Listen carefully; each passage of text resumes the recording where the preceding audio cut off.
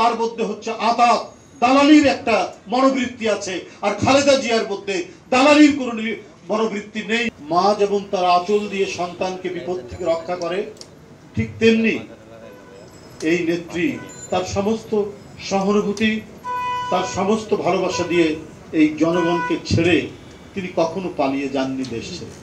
এই জনগণের সাথেই থাকতে চেয়েছেন। এবং আজকে এত জুলুম, এত নিপীড়ন, এত নির্যাতন, যে নেত্রীকে দেখলাম পায়ে হেঁটে কারাগারের ভিতরে ঢুকলেন, সেই নেত্রী আসলেন হুইল চেয়ারে।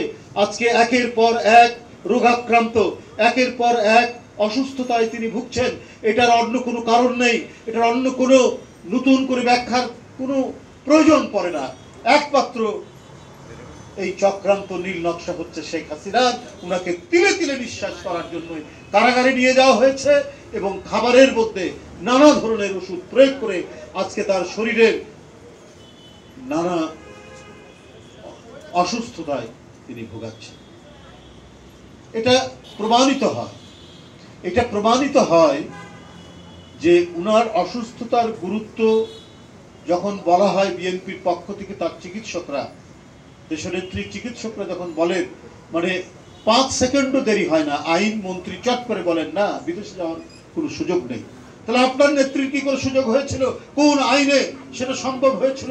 কিভাবে তিনি গিয়েছিলেন? কারণ তার মধ্যে হচ্ছে আতাত দালালির একটা মনোবৃত্তি আছে, আর খালেদা জিয়ার মধ্যে দালালির কোনো মনোবৃত্তি নেই বলেই আপোষহীন এবং সাহসী এই নেতৃত্ব, অত্যন্ত দৃঢ়চেতা এই নেতৃত্ব জনগণকে ছেড়ে যায়নি বলেই আজকে শেখ হাসিনার সমস্ত রাগ, সমস্ত ঈর্ষা, সমস্ত আক্রোশ, সমস্ত প্রতিহিংসা তার উপর দিয়ে আজকে নানা জটিল রোগে আক্রান্ত করে তাকে ধুকে ধুকে দুনিয়া থেকে সরিয়ে দেওয়ার চক্রান্ত চালিয়ে যাচ্ছেন শেখ হাসিনা।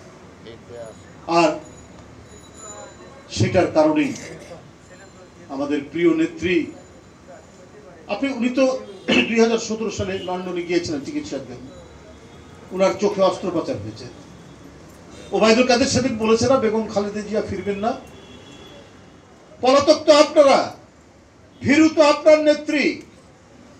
75-এর 15ই আগস্টের সেই মর্মান্তিক ঘটনার পরে কই উনি তো ছুটে আসেননি?